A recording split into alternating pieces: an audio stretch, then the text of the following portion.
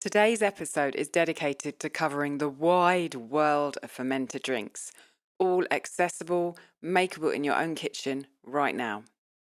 We talk about over 20 different fermented drinks, including Scoby ferments, whey ferments, grain ferments, and wild ferments. And we tell you how you can incorporate these super health-giving, delicious foods into your life. So, if you've ever asked the question, what fermented drinks can I make? Or what other fermented drinks can I make? This episode's for you. You'll leave informed, inspired, and ready to get going on some new fermented drinks for you and your family to enjoy. Patrons can head over to the Treasure Trove and download the exclusive document Andrea and I created with 4 of our favourite fermented drinks: yeast water, wild wine, punch, and kombucha. Let's get started.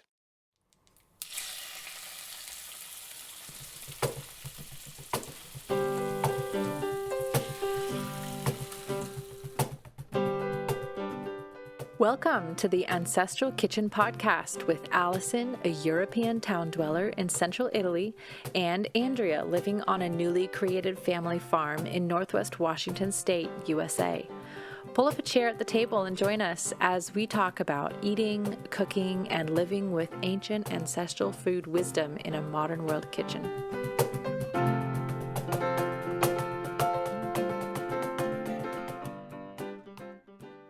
Good morning, Allison. Hey, good afternoon. From the middle of the thunderstorm over here. Oh dear. Hopefully we won't Well- go kind of down in the middle of the recording. Yeah, I hope not. It has been rainy and cold, but this entire week we're supposed to be in the 70s and quite sunny and dry. So That's nice. yeah, we're switching weather Yeah. temperaments for a minute here. Indeed. So, have you Um, eaten, or what was the last thing you ate? Well, actually, I'm going to tell you the last thing I made. Okay. Because it's actually for lunch today. And it is out of our new cookbook. So I have oatcakes fermenting.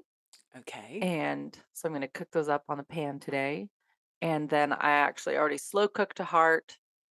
I cut it, put it into a container in the fridge, Yum. strained the broth, fed the spent veg to the dogs. It made the dogs meal, like with their other meaty food, and poured the broth into a container, then let it cool, took the fat off. And so now I have a jar of fat. I have a half a gallon of broth. I fed the animals, and I Excellent. have a heart in the fridge. Wonderful. Wonderful. So And that was you're going to your put it in the recipe. pancakes, are you? Well, what I was thinking was I'm going to lunchtime. We just don't have much time to make food, so like cooking it for lunch is kind of unrealistic for me. So I wanted it already cooked, and then Yeah. I can sort of shred it up and heat it on the pan while the oatcakes are cooking. And then the oatcakes go on plates. I can sort of like pile the meat on top. Maybe I'll even scramble an egg or fry an egg or something like that. Yum. And I got a little bit of sauerkraut left, but I do need to start more. And that recipe's in the cookbook too, actually. Yeah.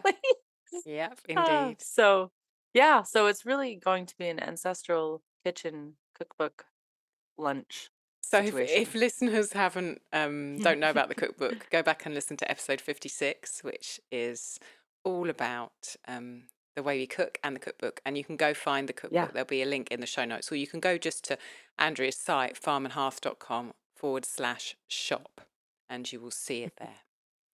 And if you Wonderful. are a patron, you're going to get it. You already have it. So it's our gift to the patrons as well. So if you are a patron, go hop into your, where your treasure trove is, where you've got all your links of all the downloadables we create for you. So go grab it in there. Speaking of patrons, Allison, no, you have to tell me what you ate. I was going to say. Okay. Hold on. I was all What did you excited have? about the patrons then. I know, me too. Gabriel's off school. It's a holiday here in Italy today. Oh. And so he joined us for lunch, which was nice. And we had something called Goethe. Now, I don't know if I'm pronouncing that properly. It's spelt Goetta.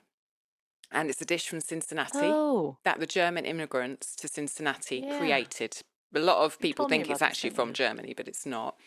And Oh. I made it 3 days ago in the slow cooker.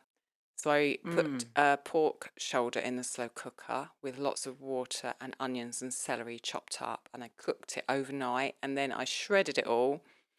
I poured in a ton of groat oats, so whole oats before they'd been, rolled or anything. They're just whole oat Mm-hmm. groats. And then I did that at about 7 o'clock in the morning the next morning and let those cook and soak up all of the stock that had come out of that meat. And then I added the shredded pork back in, stirred it round, put some bay leaves in and some salt and pepper. And that Mm. cooked for about another 5 hours. And then we had it fresh kind of that day. But then the rest of it I put into loaf tins, let cool, put in the fridge, and then you can Oh. slice it and fry it. So that's what we did Oh, that's today. nice. We sliced it I and like fried it that. in lard. And before I put that in the pan, I'd fried a load of mushrooms for a long time. I really like mushrooms when you fry them for Yeah. ages. Yeah. Um, Oh, me too. so that was with some sage. So we had mushrooms that had been fried in sage that I kept warm with the slices of Goethe that I'd fried. And then there was some salad in the fridge, which I made a couple of days ago. Put that on the plate with some Ooh. sauerkraut. Oh, that's perfect. And the last of our ancestral ale, we made a batch 5 days ago. We bottled it, and it's still really good. It's like the best. I mean, we're honing our recipe each time, and it's the best version, really, that we've Oh. made.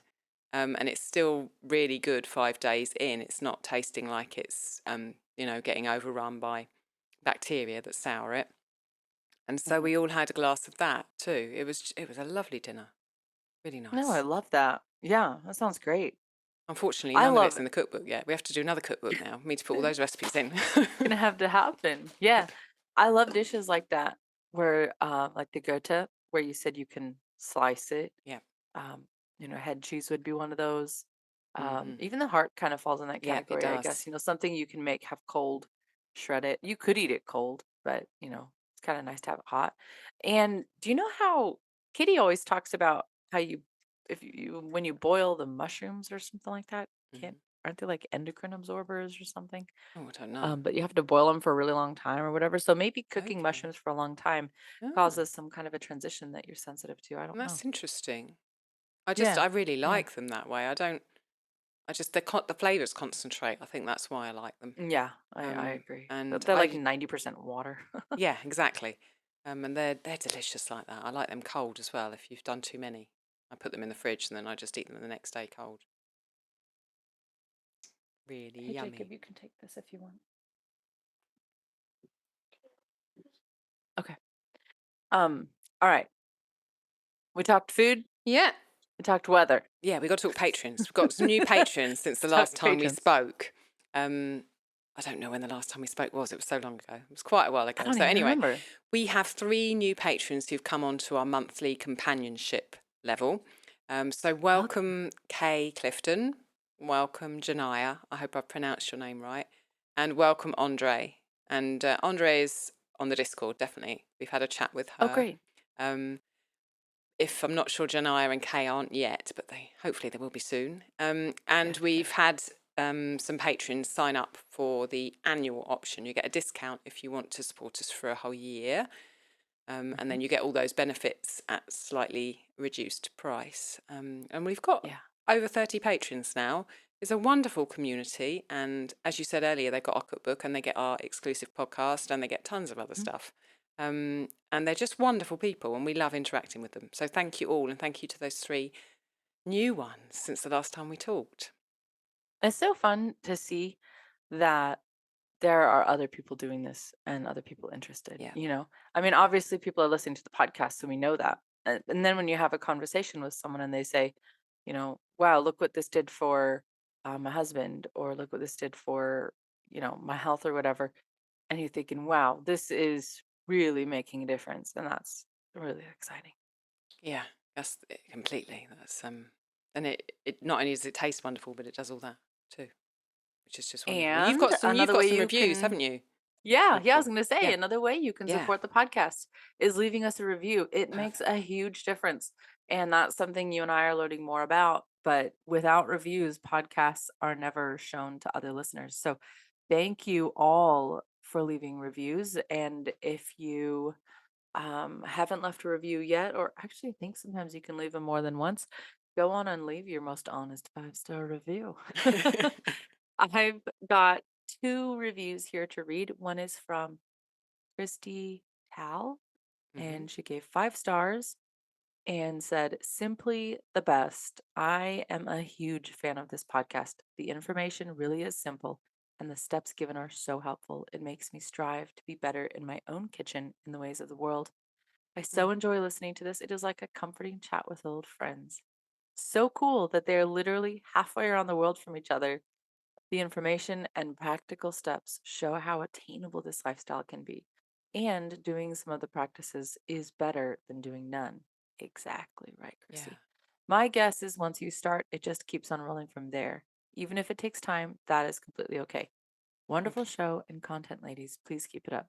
Thank you. 100%. Thank you, Yeah, thank you for Christy. saying that. Thank you. Yeah, once you start, it does keep on rolling. Yeah. You just kind of get sucked in, and it Yeah. is better. Just even if you did one thing, it's better than doing none of them. Yeah. And we also have a comment from Natalu87, Hmm.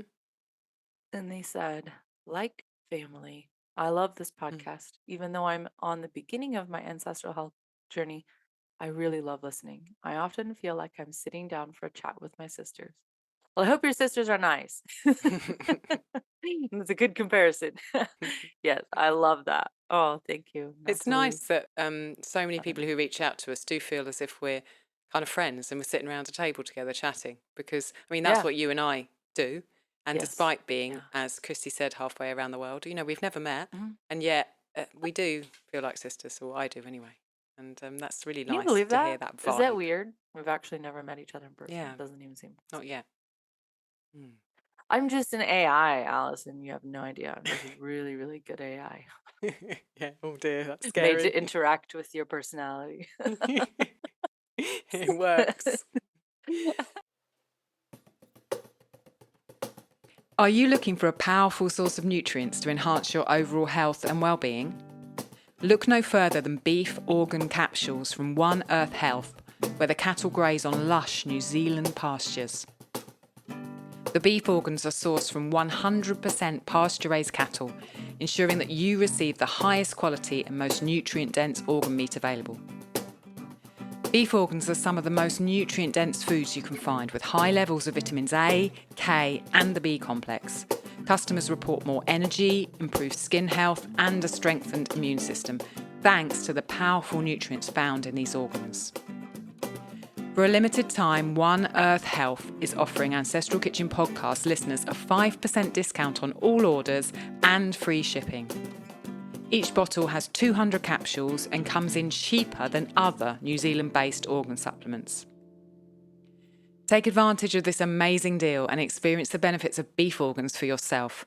Order now and enjoy the incredible health benefits of One Earth Health's beef organs made with care and quality in New Zealand. Visit oneearthhealth.com/ancestral kitchen. The link is in the show notes. So, Oh, today goodness. we are doing a Yeah, podcast we've been meaning to do for about 2 years. And pretty much finally, since we we started. got to it. And we Yay. thought quite a long time about what the title would be. And the title was just so obvious. What fermented Yeah. drinks can I make? Because How we could you be more clear than that? we're both super fans of fermented drinks, and I didn't really realise quite how many I did until I sat down and we planned this episode together. Hmm. Hmm. And there are tons of them, and they are Yeah, there's wonderful. a lot. And each of them is different and will bring different things and uses Yeah. different produce. So we are My going to guess dive into is, them. Yeah. yeah, yeah. My guess is, Allison, there's so many different drinks, and probably most families will settle into a few favorites. Yeah. That's what you and I did. Like, I tried a lot, and we sort of got our rhythms set up with a couple that we really love. And then you can whip out some of them every once in a while. Like, not all of them really need this long, continuous process. Mm. Some of them can just literally be made up on the spot, and left to ferment for a couple days with no, you know, year-long anticipation or maintenance of anything. So, um, Also, I have this theory, Allison. You Mm, can tell me if you think it's true, but I don't know if it's the same over there in Europe. mm, But there's such an obsession over here, not with mineral water, but with sparkling water, sparkling drinks, fizzy mm, drinks, mm, carbonated drinks. mm. There's a huge obsession with them. Bottled, like glass bottled water, and over here was brought out as a sort of response to the Okay, temperance okay. push, where people were not drinking alcohol, but they wanted a bottle. So they would get like bottled water and mineral waters and things like that. Mm, Now there's these, you know, like all the cans of sodas and things that you can get that aren't really soda, but they're sparkling. yeah. And my theory is that we're so obsessed with them because we're desperately craving fermentation.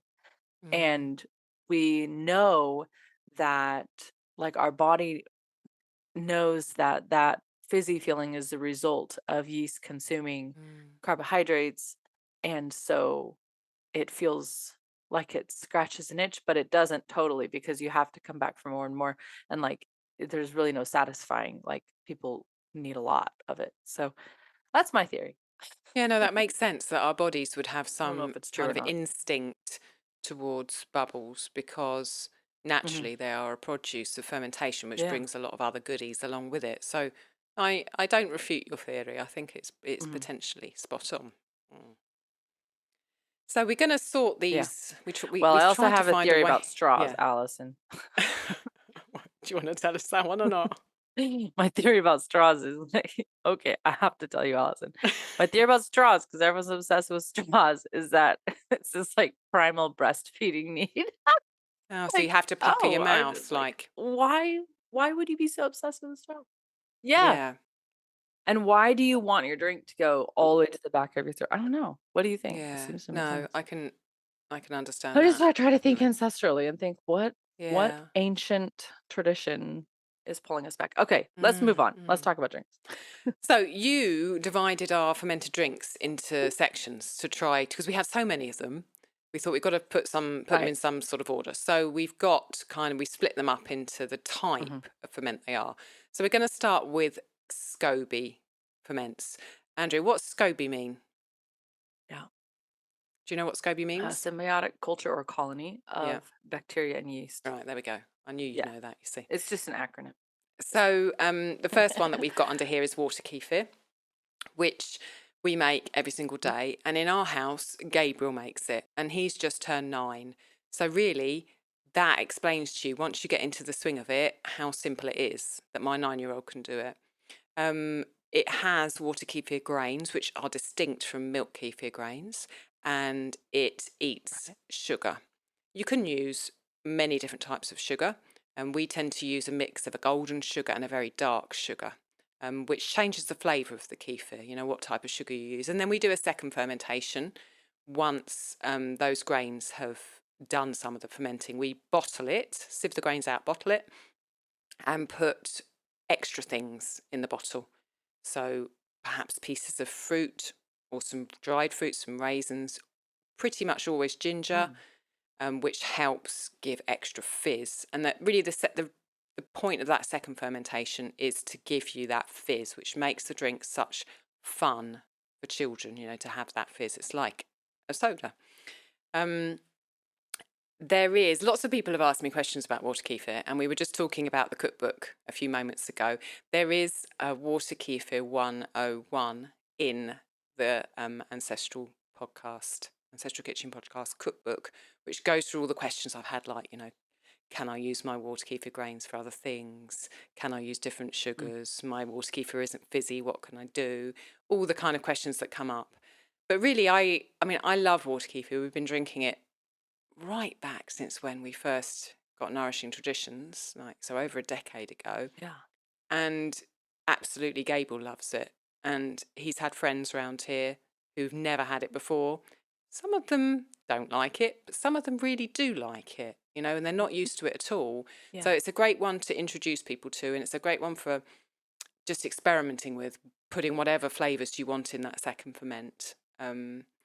And it's pleasing, really pleasing. That's That's my 2 cents on Yeah. water kefir, which I love for sure. Yeah. And if it seems like we refer to the book a lot, it's because we made it out of the things we were asked the most about. Yeah, So it's it's true. going to, the more it comes up, the more you know we hit the nail on the head. Yeah. The milk kefir, why don't you do that one too, Yeah. since Okay. you're quite Milk well on that one as kefir well. is another Scoby ferment, and the grains look similar to water kefir grains. They can be a similar size, but water kefir grains are usually transparent, whereas milk kefir grains Mm. are kind of creamy white. And really, I think the best way to make milk kefir is with raw milk because it's so bioactive. Pasteurized milk has been wiped, its slate of bacteria and yeast has been wiped clean. Whereas if you work with raw milk, you're working with a real life product. Do go back and listen to the raw milk episode that we did a few episodes back if you haven't, because it's a wonderful episode. Milk kefir is stronger than water kefir. When they've done, scientists have done analysis on it, and it has more strains of probiotics in it. So if you are sensitive to probiotics, it's one that you have to take quite slowly.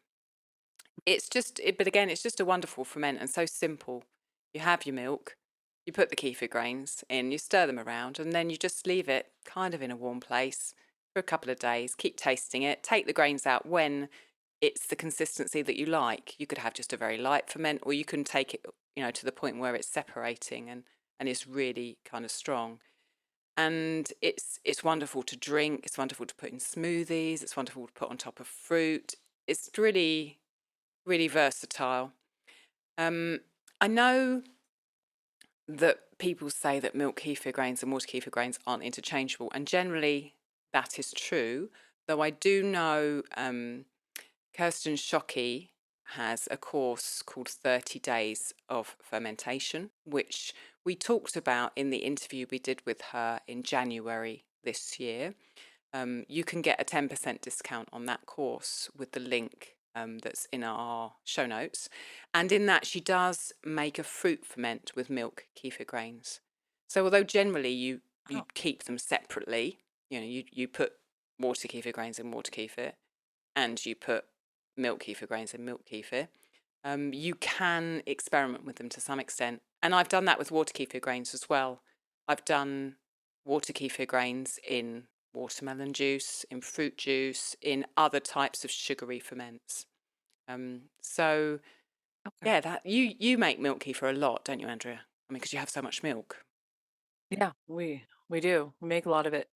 Well, I don't have so much milk right now since the cow's Yeah, dry, but yeah. that's why I was making so much of it.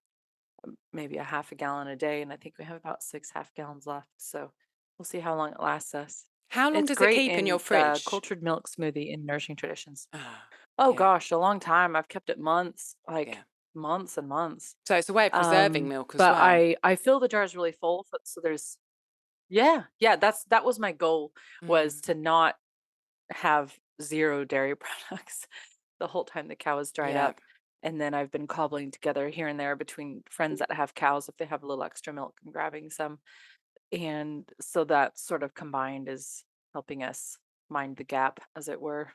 yeah, yeah. Nice.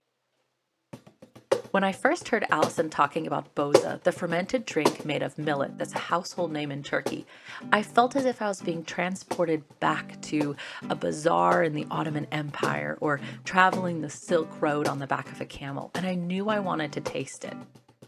Boza is fizzy, sweet, tart, and it's full of probiotics.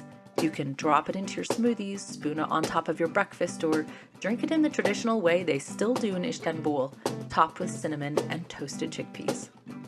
Fermented millet drinks were first made in that region of Europe in the 8th century BC, and as with all of Allison's courses, she's gone above and beyond in research and experimentation and testing on Rob and Gabe, and given us an easy way to recreate the goodness in our own homes.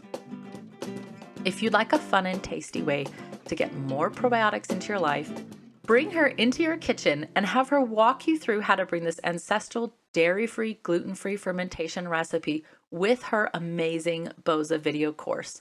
Head to www.ancestralkitchen.com/boza, BOZA, to check out the video course. And happy fermentation. Nice. Um, Kombucha is the Yeah. next Scoby ferment on here, probably the most popularly known as a Scoby. And that's the one I would say we made the most of. I started making that years Okay. ago.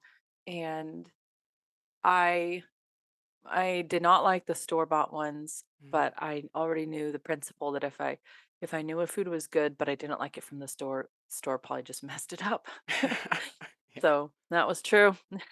Yeah. So I started making it and then was making like a lot, as in my batches were 20 gallons at a time because Mhm. I was serving everybody on the farm that I was working on and I did the lunches. So I would make like huge containers and ferment them and always have them rolling.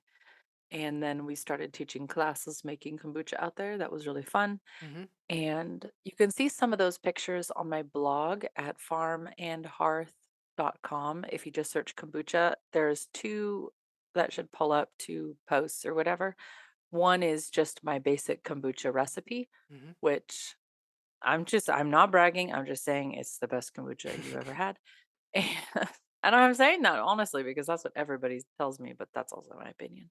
But then the other one that pulls up will just be different flavors of kombucha that I enjoy. So kombucha is kind of like water kefir, where it has a sort of neutral flavor of its own. You can totally drink it as is, Mhm. but then you can also go back and flavor it. You can make it more fizzy by adding, um, I think dried fruits do the best for trying to make it fizzy Okay. versus sweet or fresh fruit. Mhm. But you can bottle it.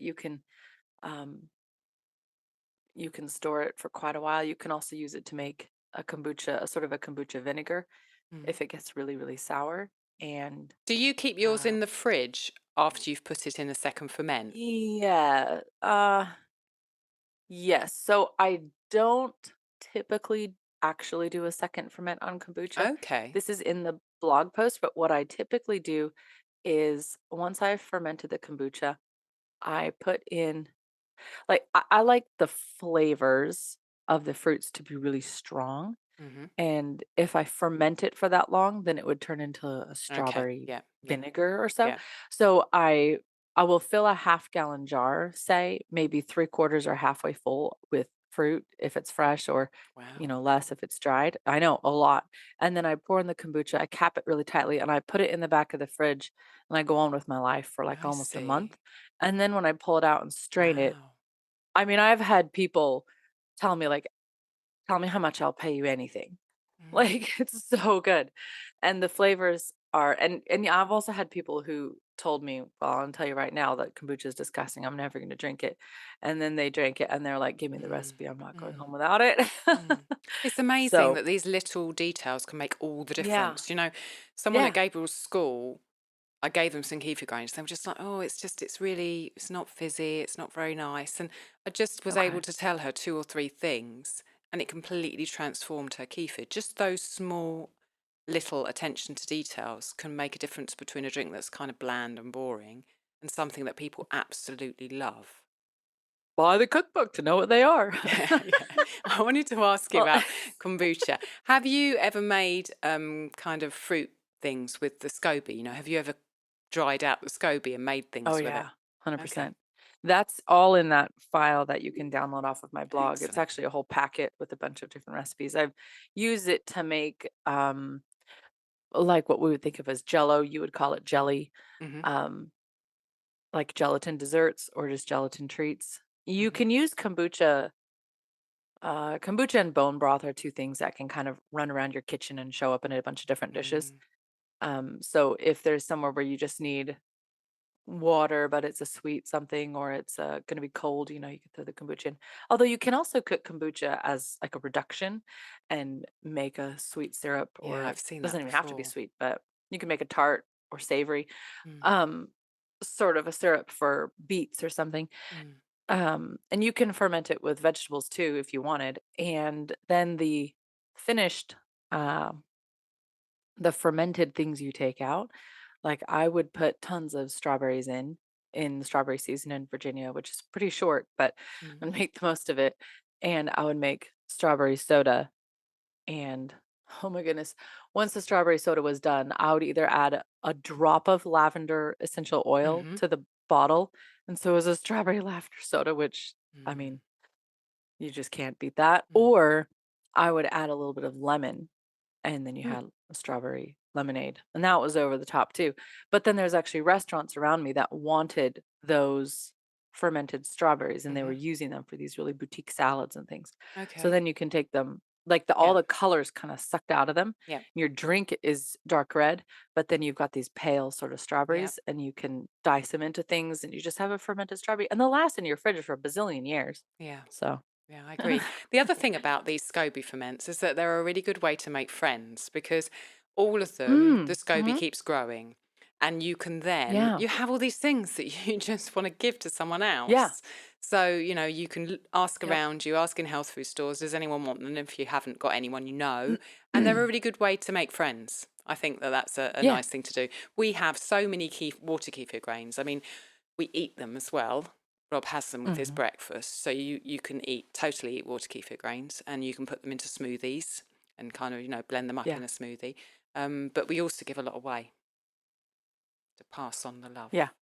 I'm excited to make use of your 101 because actually one of the questions you answered in there was mine, Allison, Hmm. where I said, "How come I'm not getting many grains?" Yeah. And you're talking about eating them and giving them away, and I'm like, "No, nobody touched these, mine."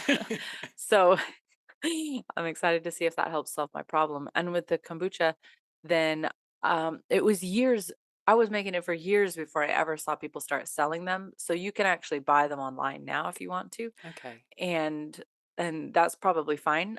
Sometimes they come dehydrated, sometimes they already come like liquidy, Mm. ready to use right away. I don't necessarily know if one's better or worse. I do know that the Scoby I have, I got from somebody, I don't know, 10 plus years ago, Mm. and she had got it from somebody else years ago, and it is a hearty Scoby. I have tried to kill it. Like I've actually taken portions off of it and I've tried leaving it in a bowl on the deck for years. I've let it get infested with maggots. I've tried not the one I'm using, not the one I'm using. I've dried it.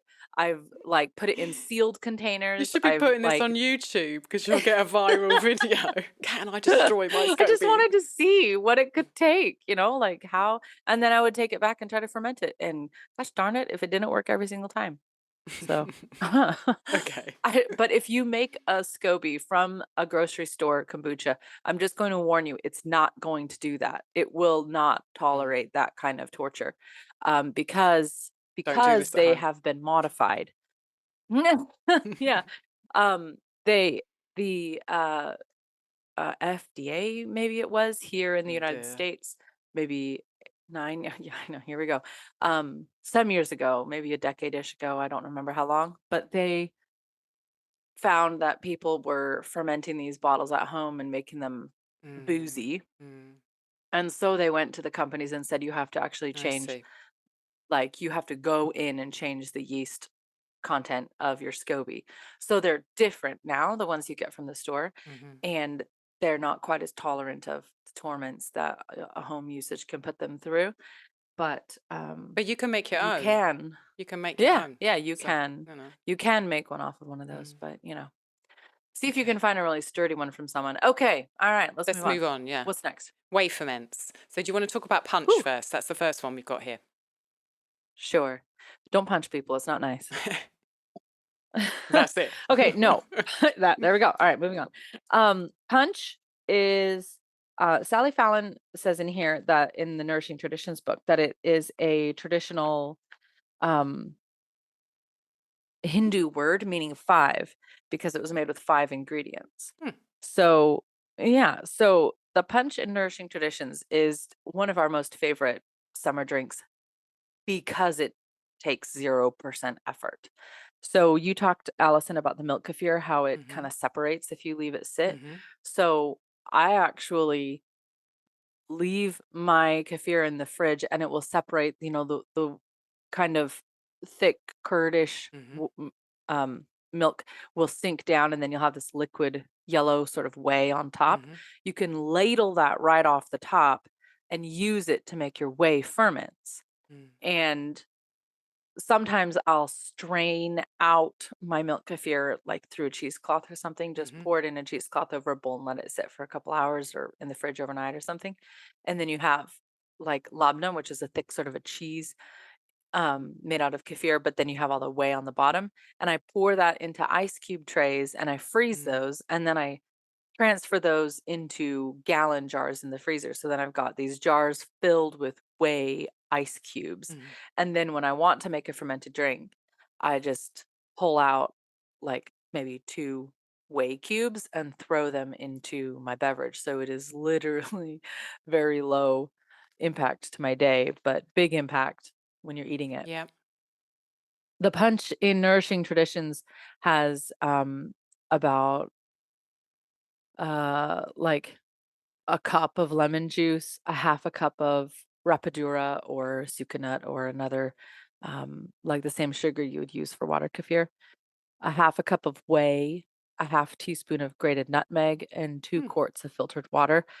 I don't really measure it at this point. I just pour Yeah. everything into a half-gallon jar and I kind of know where the line needs to be. Add the whey and then put your cap on and leave it on the counter for a couple of days. And you could you could drink it right away. It's definitely a tolerable drink right away. It's sweet. It's gonna be a little probiotic because of the whey. Mhm. But when you let it sit, you know that it's going to consume more of that sugar. I don't think it consumes all of it because it's still pretty sweet when you drink it, Mhm. but then you can also dilute it down further if you want to, but I mean, we make this for picnics or if I go anywhere, I make it and everybody I've never brought any home. And one time I made a whole bunch for a family picnic and I still didn't bring any home because everybody was like, "Can I please take some of that home with me?" Mm. It's really good. Nice. Nice. Yeah, And I so think that's an that easy that one. sounds like a kind of a blank slate for you to put kind of whatever you want in. I mean, you can follow Sally's recipe or you can put in whatever fruit that you happen to Oh, have a yeah. glass of and do the Yeah. same thing. I make it with, lime, I make it with lemon and lime, you can make it with berries, or you could do it with that watermelon that you make, Allison, when you where you Mm. blend it and strain it. I mean, there's really no limit. You Yeah. need some sort of a, like, carby sort of a fruit, and then you can put in, whatever you want. So what's the difference between punch and root beer? Because root beer is like an American thing. It's not something that I grew up with, so it's It's not. American? Yeah, Oh, yeah. Well, well, what do I know? I think it is. I I mean, just live here. disclaimer: I'm only me. I could be wrong, but um, Yeah, there's not so much of a tradition of but root you're beer. Allison, so you're probably not. Well, I don't Okay, know. um well, look at you, Allison. Sassafras was one of America's first export crops, a bigger Hmm, seller than tobacco in the 17th century. okay. American colonists and Europeans used it to treat a long list of complaints. So, probably worth noting that sodas. Anybody ever heard of a drugstore? And you know how the drugstore has a soda fountain? It's Mm, because sodas historically have always been tonics. They were always healing something in you. It's okay. only our modern, very, very modern, like super recent, like healing tonics is as recent as just Allison, like our parents' childhood. Like Mm, it's very recent. mm, So it's only in the modern day that we've taken, well, I guess we're reverse engineering that crave. We've taken them from the nourishing, healing tonic stage and just made them into literally the icon of evil food is soda pop. mm, And they should be the icon of the central feature of your nourishing table. But here we go, everything's turned on its head. So root beer is, as the name infers, it's a ferment made with roots, and you can use all different kinds based on your personal preference. Traditional root beer has, I want to say, at least 7 roots. okay. If you're a patron, go check out the summer 2021 cook up that Allison and I did. We demonstrated 3 different recipes from Nourishing Traditions, and I made the root beer on camera. Mm, And we also put the recipe for it we had permission to put the recipe in a PDF for you guys that you can download. So definitely check that out in your patron links. mm, But basically, the way you make root beer is you take whatever roots are your preference and you're going to simmer them in a pan until you have a concentrate. mm, Then, once it cools, um, well, I actually add let's see. I always feel like if I add the sugar with the roots, then I'm going to strain some of the sugar out with the roots. Does that make sense? Possibly, yeah. So I add the sugar after it's completely, Cooled um, yeah. and Well, no, not strained. cooled, but just after I strain it. Okay, So I yeah, simmer the roots, strain it, yeah, add the then add the sugar, sugar. any other flavors. I like to put in vanilla because hello, vanilla. Mm. Let's just be happy all around. You can put in other um spices like coriander, of course. You could put in anise, you could put in black pepper. Um, Sally puts lime juice in, which I think Mm, is really good. It rounds out the flavor. mm, It kind of could be whatever is around you, maybe whatever you have in your garden, whatever you love, whatever you need the healing benefits of. Maybe you want energy and better blood flow, so you are putting in black pepper yeah. just for that reason alone. And then so you add in your sweetener as well, which could be molasses, it could be rapadura or sucanut. It probably could be honey, but I've never tried that. Mhm, I tend to use my sugar in ferments so that it can be consumed quickly and mm. easily without getting super sour. And then you just put it on the counter and ferment it again, like the punch. Yep. So it's the same thing, except instead of using juice, you're making a syrup out of roots Yeah. first. Yeah, makes sense. And Makes that's sense. yeah. So it's tasty Okay. though. Let's carry on our way. The next thing we've got down underway for On our Mensa is way. haymakers. Talk to us about that. Yeah, okay, haymakers is, as the name implies, it was used by farmers, when they're making hay because it's rich in electrolytes. It's another recipe from Sally Fallon's. Although, Allison, maybe we should do a little bit of digging into it and Mm, see if it has a history and a context that makes it worth the oat book because yeah. it's made out of water, oats, and lemon juice or cider vinegar. And then you can add a sweetener like molasses, which I think if you are literally making hay, you should definitely put the molasses Mm. in there. And then you just mix it and let it ferment again. So Simple and um, tasty. that it's actually basically just a soaked oats, Yeah. really. Yeah. Like it's just soaked oats and then you kind of drinking the water out of it. I don't know if you're supposed to drink the oats out of it. I don't. I strain them out, but then you can cook them. Yeah. You know, you can still use them. Obviously, you're not throwing them away. Yeah, exactly. Exactly. Okay, well, I If you want had a sick yeah. cow, you could actually make this for the cow, Allison. Use the Oh, vinegar yeah. instead of the lemon juice, and you Yeah. could literally feed this to your cow. Yeah, and if she was feeding a little calf, the oats might be really Mhm, beneficial mhm. for her as well. Yeah, how funny. Mm. Okay, I want to talk about beet kvass next, so I'm going to jump in. Yeah, I wanna hear this. I love beet kvass. It's colour. That's why I like it the most, I think, because it just looks Mm, incredible. It comes from Ukraine, Russia, Poland area. All of those countries make it. And it's got a really long history as a health tonic. We were talking about health tonics just now. It's good for your blood, it's good for your liver, and it aids your digestion. Now, you can make it with whey or without whey. If you make it without whey, you're going to put more salt in it because what you want to do at the very beginning of the ferment, you want to control the bacteria and make sure that the uh-huh. lactic acid bacteria have a chance to establish themselves in your drink. So if you put whey in, you're giving it a kickstart already, and there's lactic acid bacteria in Yeah, that. If you're yeah. not, then add more salt because salt inhibits other bacteria and then you'll Mhm, have that lactic acid bacteria growing naturally. Um, you don't have to just use your beets once. So after you've left it to ferment and you like the flavour of it, you strain it out and then you can fill up the jar again with water and get a kind of a second runnings of it, which is a bit weaker, but still got loads mm. of goodies in it. And it's not one that necessarily is sweet.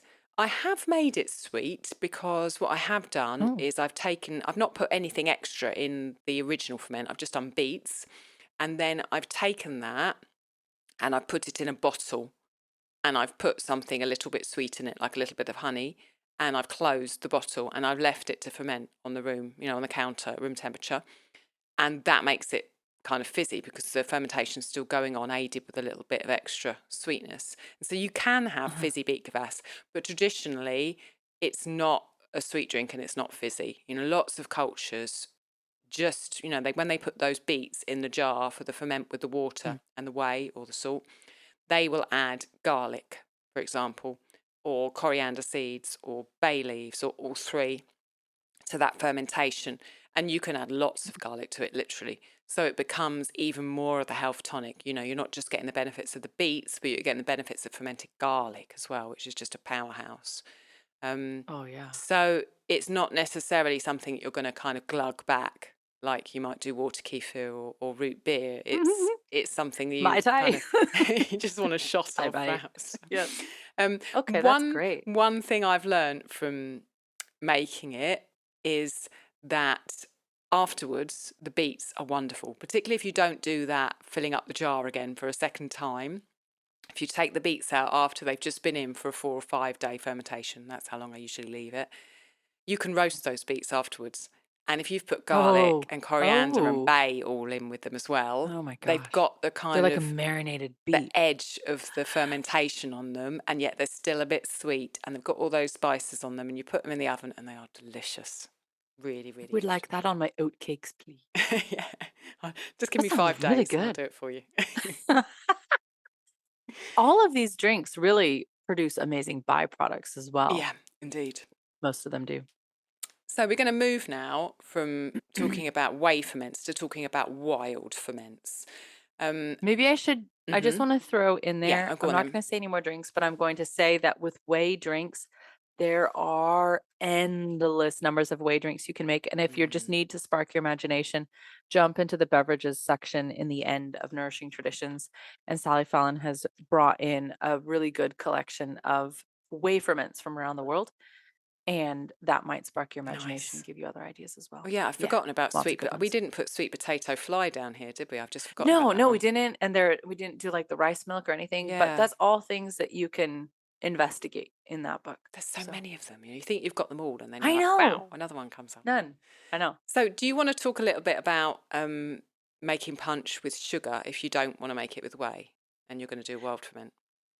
Well, I will, but I'm going to look at you for this too Okay. because I always make it with whey. Ah, okay. So I always make it with whey. But then when you said kvass Mm. could be made with whey, I did not know that. I always Hmm. just thought you had to make it without. So then that works on the wild ferments too with the punch and things like you said. You would probably put a little salt in there because well, I don't know. I guess it depends. The lemon juice is pretty acidic, so you might Mm, not actually mm. need any So salt. when I do kind of, I mean, I wouldn't call it a punch. I'd maybe call it Hmm. soda or a naturally fermented Okay. soda or something. I generally don't use whey. I would use Mm. sugar. I would make sure the sugar content was enough in there to Okay. have enough yeast on it. The way that I do that is by making sure that, you know, you've got a solid sugar content in there, but also you've got something in there which has got some natural yeasts on it. So you've got the skin of some fruits, or you've got lemon in there that's been, you know, this organic lemon that you can leave the rind on it. Mm. You've got some Hmm. herbs in Hmm. there, maybe some rosemary that you've taken from the garden. And all of Yeah. those things are going to have a kind of a natural covering of yeasts. Combine that with the sugar that Okay. you put in there, and wow, it does its thing generally. If it All right. doesn't, try upping the temperature or try putting more sugar in it. We'll talk in a minute Yeah. about sugar content, but that's the way. Just like I was talking about with the beet kvass, where you know you can use whey if you want, but if you don't want, you've got to put more salt in. With punches, you've just got to make sure you've got that sugar and source of natural yeasts, and it will just do its Okay. thing naturally. So you would definitely want some lemon skins or something in Yeah, here than others, or maybe just like honestly shred in some ginger with the skin. That yeah, would probably do perfect. it. So Um. what I did for the Patreons for this Uh episode, huh. we're going to do a bonus, or we've done a bonus that Yeah. will have some of our favourite fermented drinks in, and I put a recipe in there for a raisin and lemon wild fermented punch, which just basically is made in the way that I've explained now, and all the Right. specifics are in there, and then you can drink that. Or I often use it to make a starter with, and will then make bread with it. So, you know, these Right. things are kind of like you said with the kombucha, they're multi-purpose. You can drink that, or you can use it and combine it with flour and make a starter and make a bread using those, Right. harnessing those yeasts in your bread. So that will be up on the treasure trove, and we'll have other recipes and bits and goodies in for the patrons to dive into when they're ready. You mentioned just oh so briefly something that's really important. Mm, And I'll add a friend of mine, hello, Becca. mm, She was making sourdough mm, and I said, she was like, "Oh, what is going on here?" And I said, "Why don't you go take Allison's free course, the mm, 10 steps for your sourdough mhm. starter?" Literally, like 2 steps in, you had solved her problem. And I like that. I know. So she was so excited and she keeps telling me, she's like, "Look at it now. Look, it's doing so well."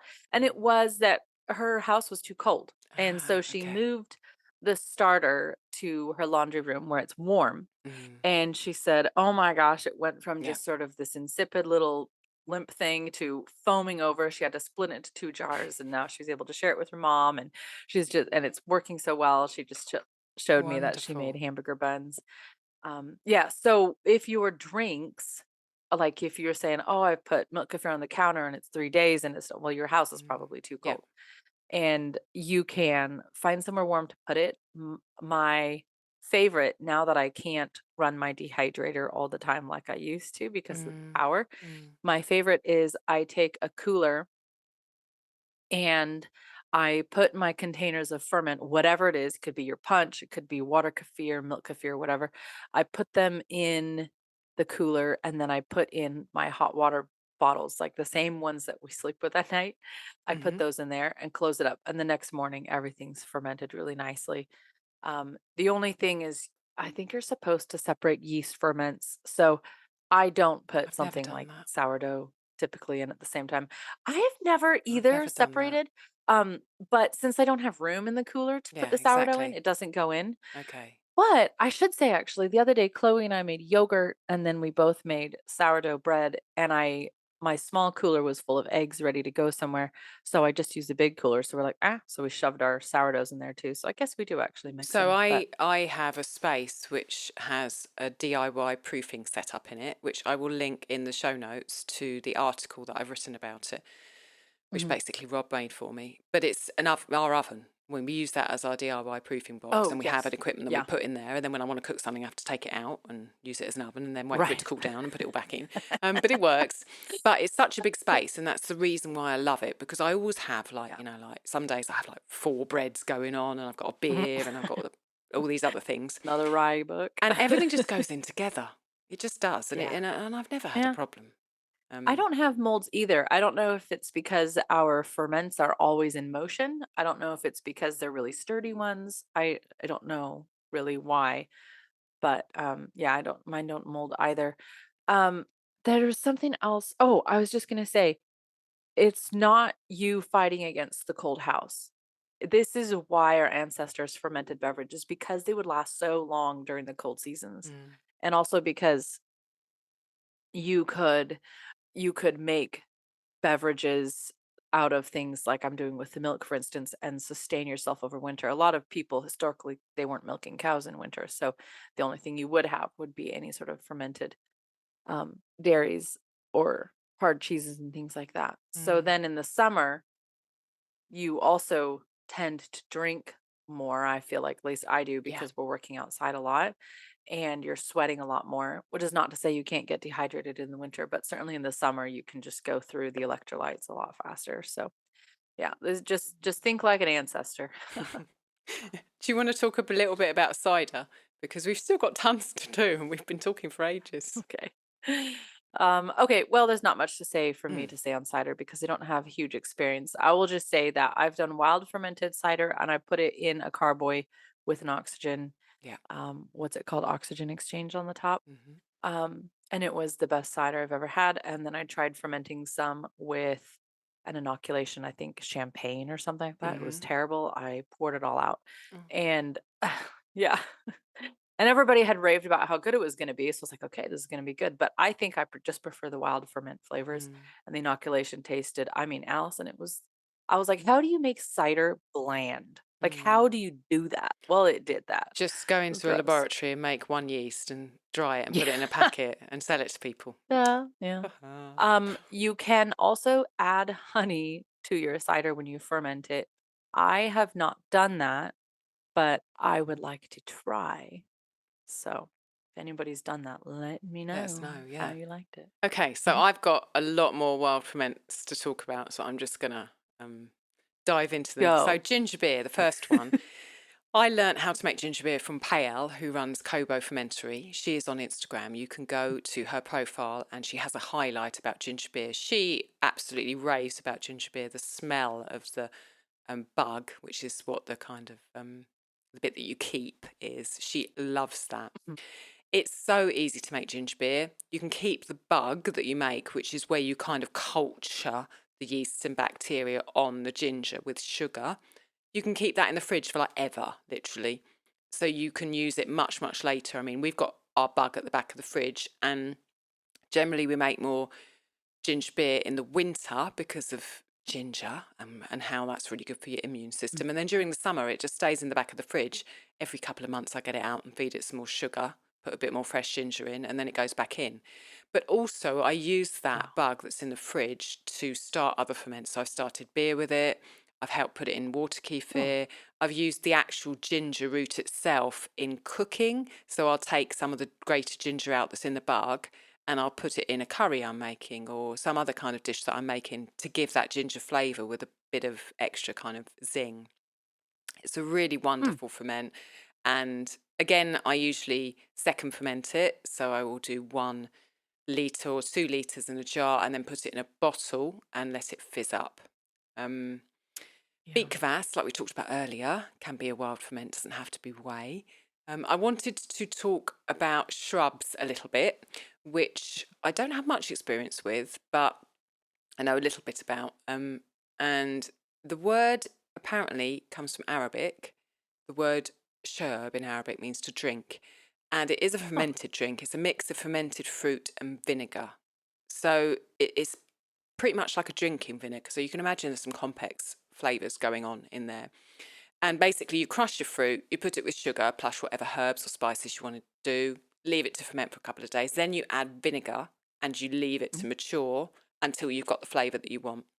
It's quite strong and often quite sour because of the vinegar. So you can water it down with tonic water or fizzy water, as you can any of the recipes. I wanted to kind of say that one of the patrons, Michelle, was talking to me about her rye bread kvass and saying how it's a bit strong for her, as in a bit too sugary. She doesn't like it that sugary, but her husband does. So she gives her husband it full on and she mixes hers with half fizzy water.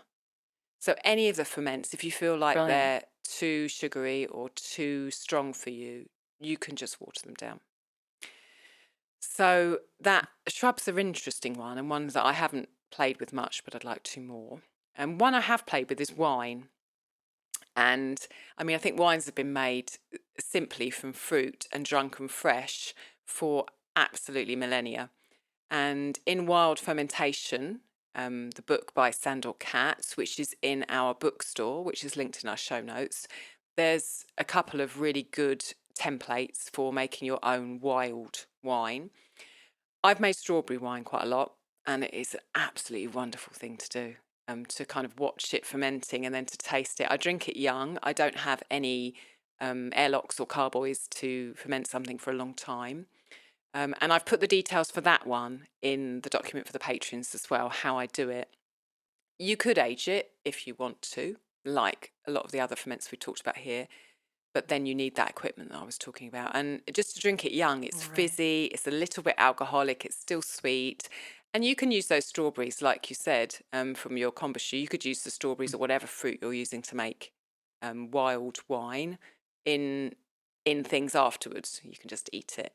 Depends how long you leave it for, really, because the longer you leave it, like you said, Andrea, the colour comes out of the strawberries and the sweetness goes into the wine. Mhm. So, but wild wine is a wonderful thing to make. And if anyone has a glut of fruit, I would say consider just making a wild wine with them. You just need Yep. water, sugar, and your fruit. Yeah. There's so much yeast on that fruit skin. It will surprise you, and it's such a fun thing to do. Tepache is another example of a fruit wine. I've not ever made it because it is made with pineapples. And I live in Europe, which is Mhm. miles away from where pineapples are cultivated. But it's a similar kind of idea. It's the skin is used and it's fermented. It is in a course over at the Fermentation School, which we will link in the show notes, which is actually a really good course if you want a general overview of fermented beverages, because it covers kombucha, it covers Yeah. kefir, it covers Yeah. fermented sodas, it's got an orangina in there, it's got kvass in there, it's got milk kefir. Tetrapay is in there as well. And as I did mention briefly earlier, we've got a 10% discount that we extend to patrons. So if you wanted to get hold of that, which I think is $40, then you would get 10% off it. So the Nice. last one in my section on wild ferments is mead. And mead, such a historic drink. If you have read Stephen Harabuna's wonderful Sacred Herbal and Healing Beers, there's a really big section on mead in there, which is kind of historical, and you just never look at bees the same way again after you've read that. Just like the wild wine, I drink my mead young. I've never aged it.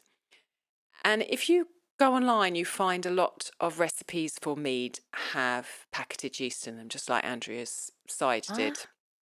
Really? I have never done that, but I have had mixed results. So I find the more active the honey is, the more success and the quicker your mead is going to go.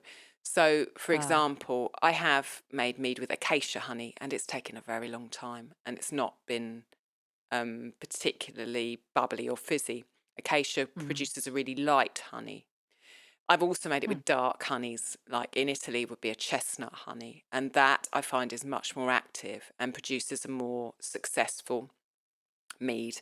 So look for an unpasteurized honey. Go and find a local beekeeper who's making honey and then just putting their honey in a jar that's clean, not sending it into machines to be sterilized.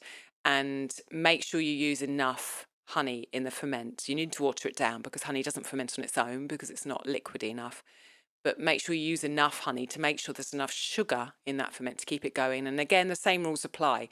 Keep it warm, because if it's not warm enough, it won't ferment. And it's a wonderful drink. Most people are used to mead that's been aged, but mead young is just fizzy and wonderful. Really, really Sounds wonderful. amazing.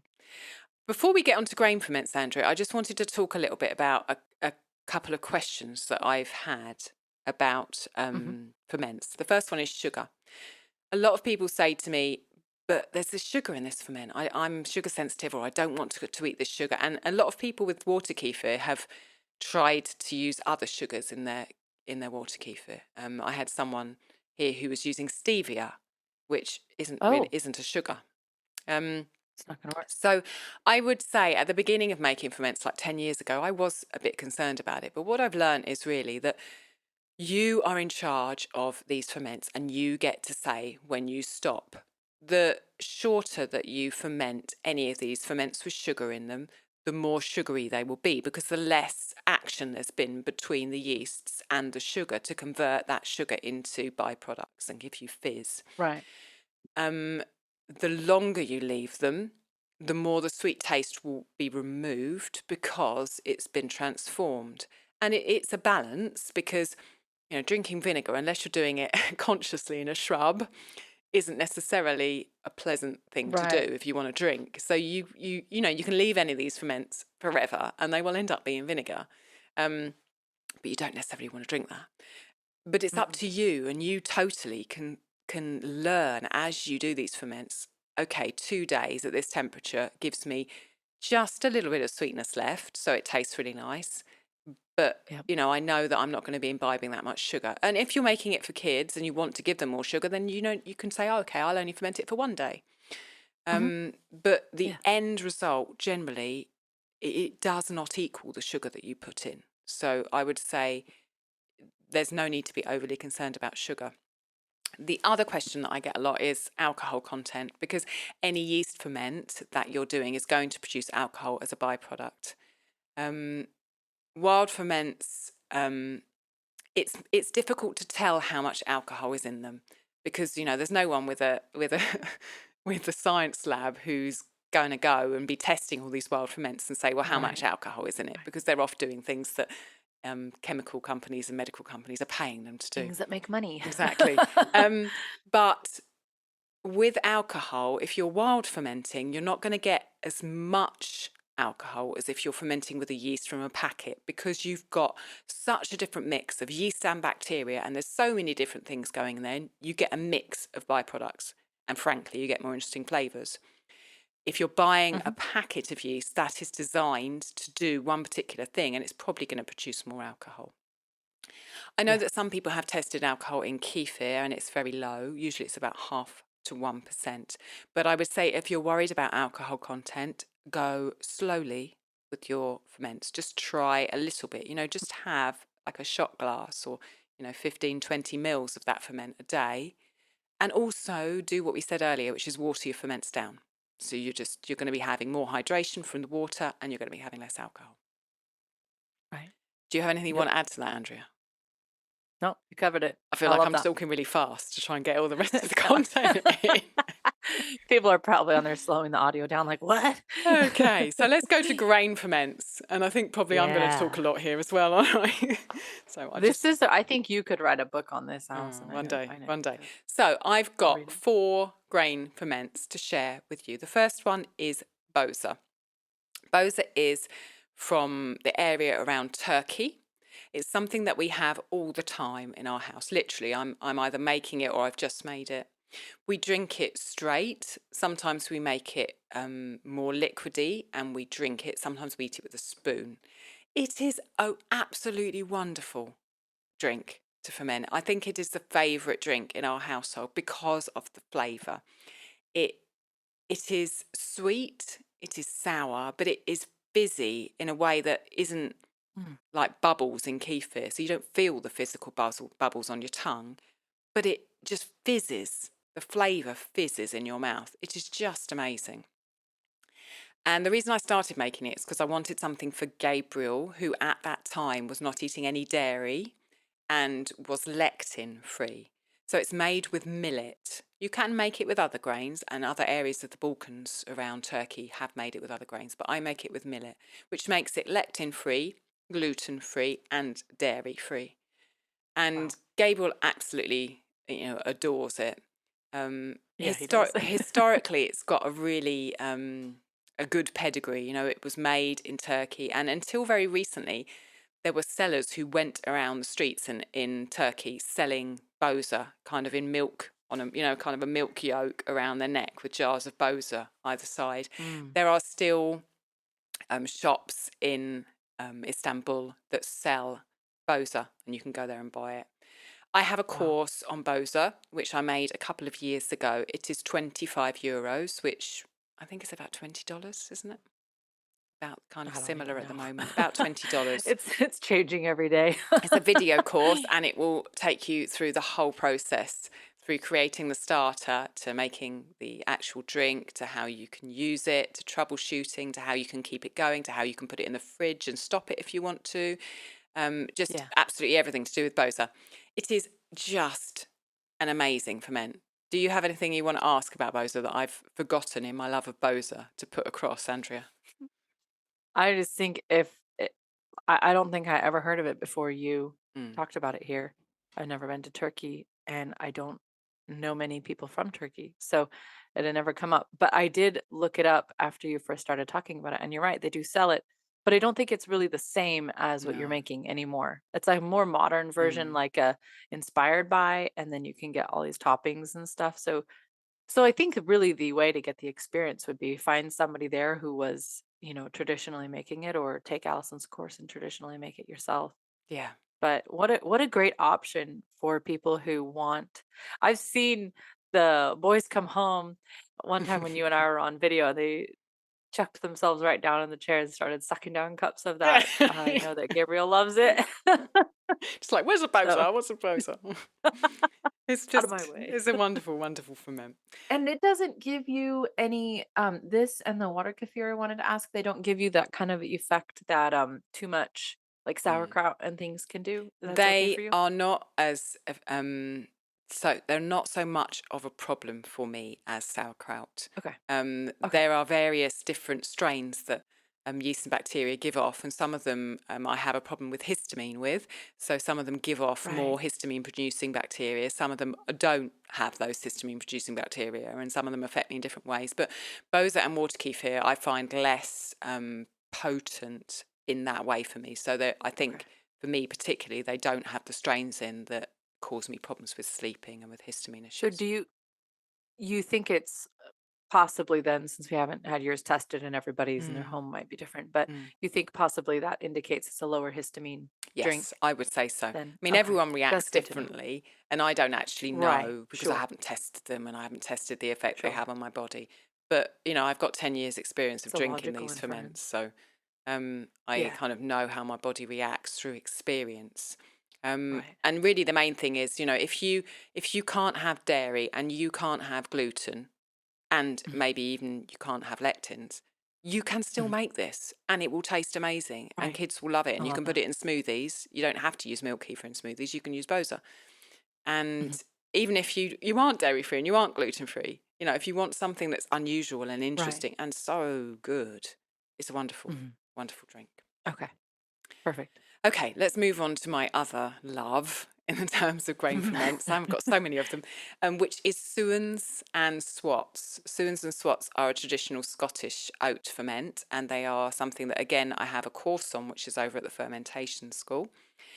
Suans is a wild ferment made with traditionally the husks that came back from the miller after the Scottish had their oats ground into oatmeal.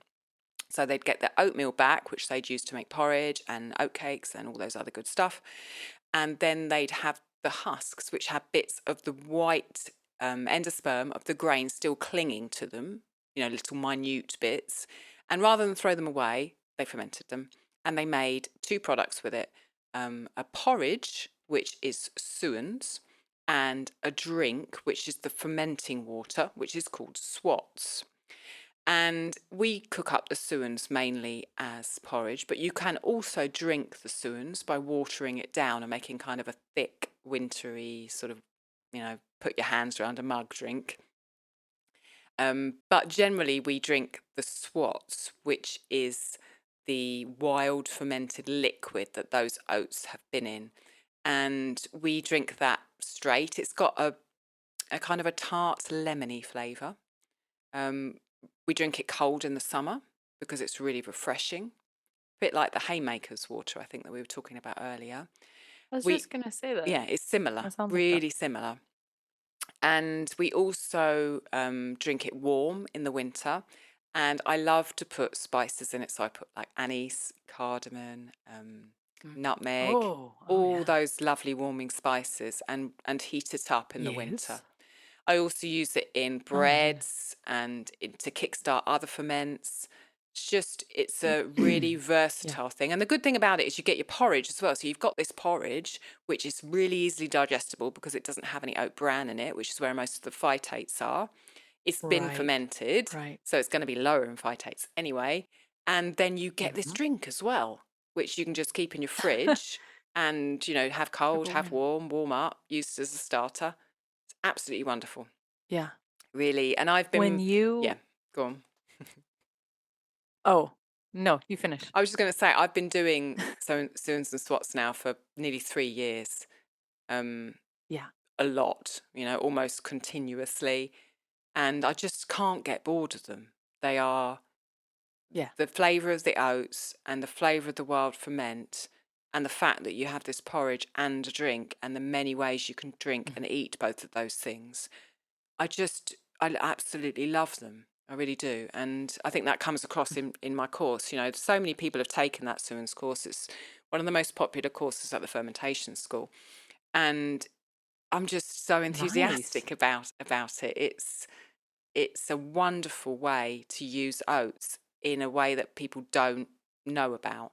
And it will surprise you and then you will get hooked if you're anything like me. What were you going to ask me?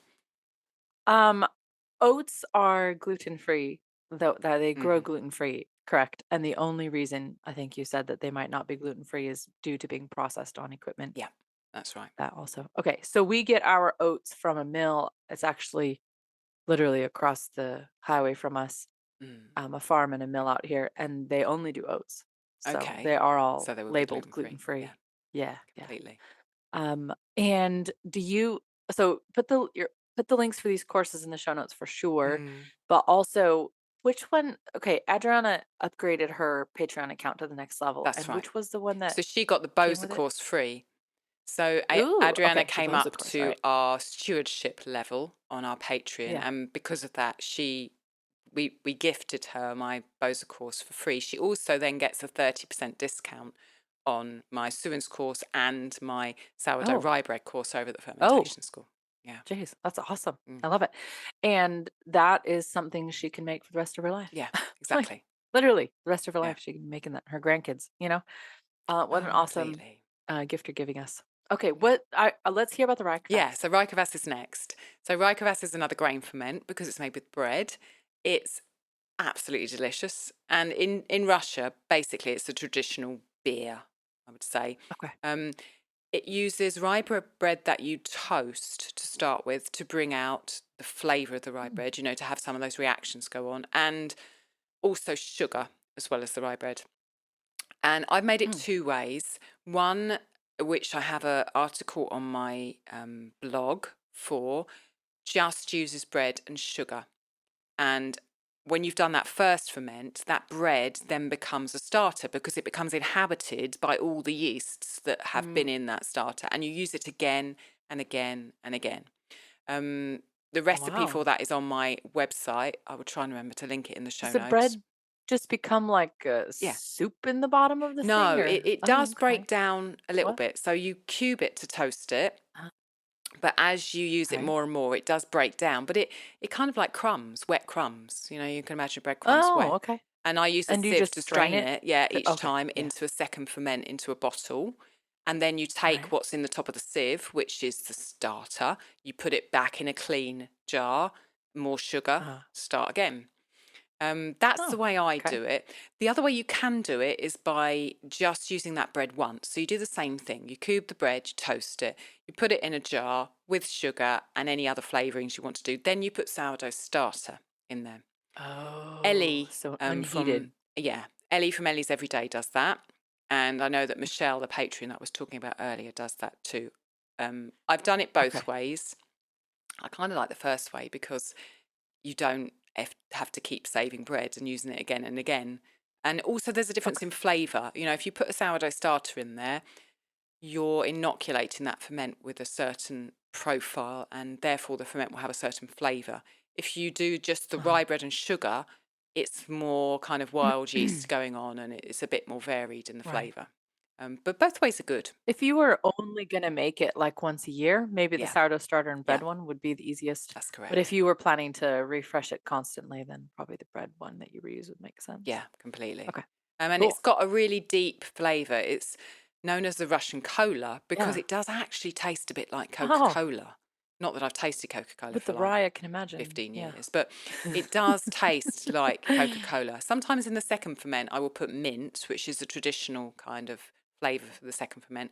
But I know that if you put zest in there, like lemon zest or orange zest, they both go really, really well. And Oh, it's orange. it's Oh, really nice with that orange sounds zest. good. Um, Do you ever heat this one? Like no, like a I've mold? never heated it, Okay. but you could, I imagine. Mine tends to be Okay. quite fizzy because I second ferment it, and so if you heat it, you lose that fizz, and I miss that. Right. Yeah, yeah, yeah, yeah, yeah. So yeah. Okay. Ah, we're getting towards the end. Wow. The end of grains. Anyway, Are we though? no, we're not. So the last one on grains is beer. So go back and listen to our episode that we dedicated to beer a few episodes back if you're interested in this, Mm, because it's a real such a um, good one. kind of education in it. So my journey into Yeah. beer started with boozer, which is not boza, it's boozer. It's got a Booza. U in it, which is in wild fermentation. Boozer is an Is that ancient where we get our word booze. booze? I Like, think oh, so. he's I drinking don't know. So there's booze. like Okay. boozer, bozer, booze, beer. It's all really similar Hmm. etymology. It's all right in the same can. Indeed. Boozer is an ancient Egyptian beer, which involves malting half the grains and cooking half your grains into a little bread and then fermenting them and leaving the grains in the ferment. I've kind of moved on in exploration since then, and I'm now making a kitchen based, home cultured, home malted ale that's free from hops and doesn't taste bitter like our modern beer has become. And as you heard at the top of the episode, we had some for lunch, and it's just I had it, and I said to Rob, I could serve this to anyone who comes in here. You know, sometimes I do my ferments and they're really sour, or they're really kind of tart, or they're really kind of got some weird old flavour in, or I do recipes with not much sugar in because I'm not a Uh-huh. fan of sugar, and sugar affects me kind of health wise. Uh-huh. But this beer, we've got it to a point now where if anyone came in, I would just say, try this, and I would explain what it is, and I would be really Oh, proud wow. of the flavour and the Yeah. texture. It just it's a wonderful drink, and I hope that as time moves on, I can have a course like I do for the Boza and the Suans and show it Uh-huh. to people. Oh, yeah. That would be really great because beverages are just a little bit harder to get the information on, and I think Mm, kind of like what you found with the Boza, part of the reason is because people aren't making them day in and day out, year over year, yeah, like they historically were. So there's yeah. a lot of people out there who have made 1 or 2 a few times, Mm, or maybe even for a couple months or a year, but they haven't been making it for years on end, and yeah, so they don't have as many, iterations, or, they can't say, yeah. "Well, when you use this bread for after 2 years, it does this," you know? That's what I need to do with the beer. You know, people have asked me for a course, but I need Mhm. to just do it again and again and again with different starters, different this, Right, different right, grains, right. different, and learn everything about it before I'm prepared to go and, show people, because I want to be able to Mm. help with everything that goes wrong and be ready for questions. So I'll Well, get there that in the is end. something I would say if anybody's considering getting Allison's courses, that's something you'll notice is that, and I know because I've watched you work on them, Mm, but the depth of I don't think I've ever seen a course as detailed as yours are because you go so far down the road of, pushing the envelope and then, well, what happens if this? mm. And then, like, I know things you're like, "Well, I made it for 5 years, and then I decided that I would Yeah, try to make the course on it instead of, well, this weekend I learned how to make kombucha, so I'm gonna yeah, write a, documentary on it," or whatever. yeah. So, yeah, your courses are actually quite thorough, which I think is in this era of courses being so popular, I think that is something that's very hard to come by. So, Thank you. um, yeah, your courses are Thank you. excellent. Yeah. Okay, so that is the end of the grain section. I could go on for several days about those Yeah. drinks, but we have a podcast to finish. So What? let's talk about smoothies. Do you want to do some talking so I can rest my voice for a bit? Okay, you can have a break. Well, I would say smoothies it's one of those things that can be made with the byproduct of your ferments Mm, or just with your ferments incorporated in with other things. And especially, I feel like, especially in the summertime, we'll do a lot more smoothies because the kids want cold things. So if you make I'll make a lot of milk kefir, or you can make fermented almond drink. Um, excuse me, that's in Sally Fallon's book. I've made that mhm, and fermented it. You can pour those all into ice cube trays. If you have a lot of a fermented drink, I would even say something like beer, although I haven't done that. mm, But say you think, oh, I'm just not going to go through this, or maybe we're going out of town, or whatever. Pour it into ice cube trays and freeze it if you have the room, and those can turn up in all kinds of fun drinks over the next couple months, and mm, we've come up with some really fun ones. I've even frozen coffee that we've made, and, like I said, I freeze it away. I've blended the ginger and lemon and made concentrates. I've made just ginger, concentrated ginger water that is actually you can use it to start ferments as well because I blend it with the skin on and everything, and then I mm, strain the ginger out, and then I pour that water into ice cube trays, and then I'll use it for either just making drinks or making, ferments with. So, there's lots of things you can do by freezing your beverages, and then also, I know a lot of people say when it rains, it pours. You either have no whey and this you can't Yeah. buy whey, or you have a gallon at a time and you don't know what to do with it. So if you can freeze it, I think you did it too, right, Allison? Yeah, You I tried did. freezing it. Yeah. And Yeah, I've and still it got some in still my freezer. It's ferments brilliant. fantastically. Yeah, it ferments things really well. I remember we had sort of questioned, is it still going to ferment the drinks? But no, Mm, I honestly maybe even faster. Like they've mm. just dried up. Yeah, I So often freeze my boza those, starter, and then you can get it out, and oh, you can make boza with it oh, again. If you're going great. away for like a Okay. month, just put the boza in the freezer, and it works fine. Yeah. Based on your advice, I also froze some milk kefir grains in water.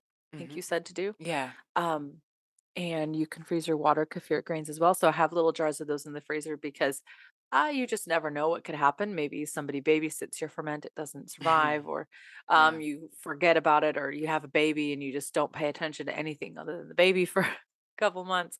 Uh, Mm. I'm just saying things that I've done in the past. And it's nice to be able to get that frozen starter out. And then, of course, Allison, you said starters are a good way to make friends, but it's also a good way to have, it's like, filing investments in a Yeah. diversified portfolio.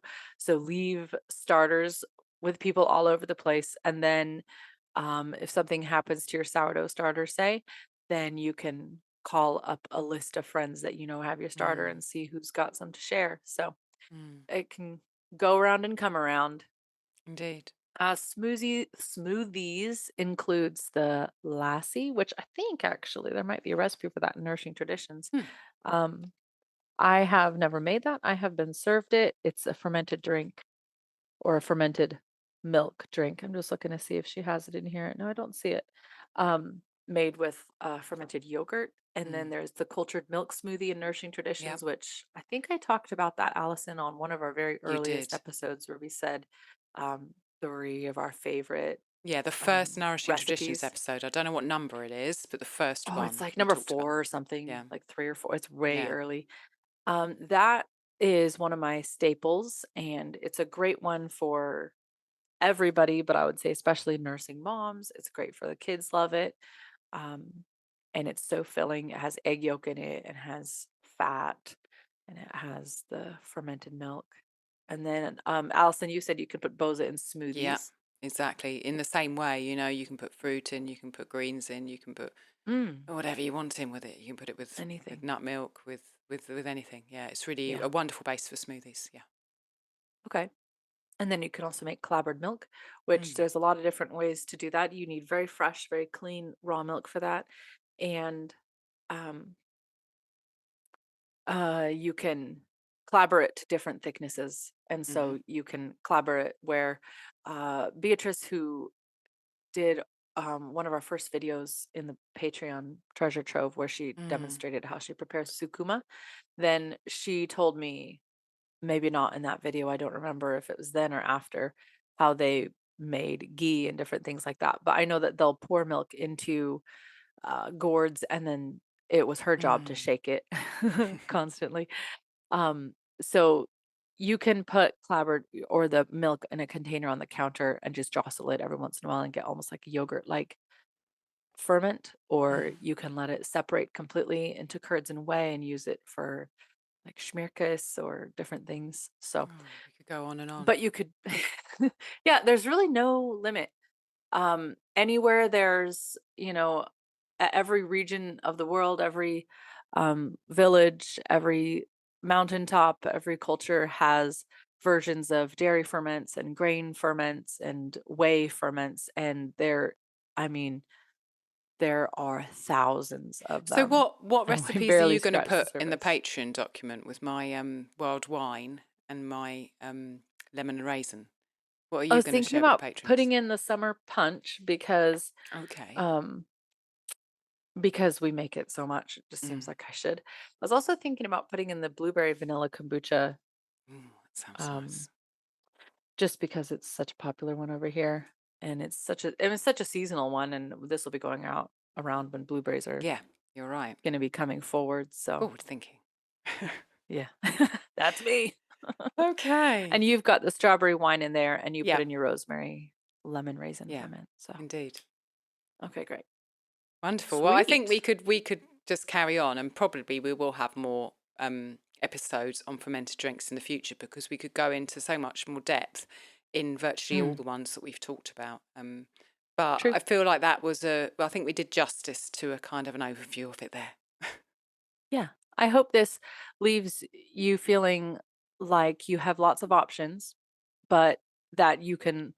I don't want somebody to think you have to do all the beverages, but look at what sort of suits your Mm, lifestyle. If maybe you've never done any ferments whatsoever, maybe just a wild ferment, like the juices and things on the countertop would be the easiest, or a whey ferment if you can get your hands on whey. mm, But I hope that this leaves you feeling like it's attainable to have fermented drinks on hand all the time. mm. 'Cause it's actually quite simple. Nice. That's a nice thing to end with. Thank you very much, Andrea. Yeah.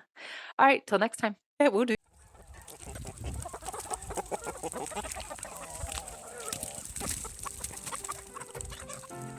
Thank you so much for listening. We'd love to continue the conversation.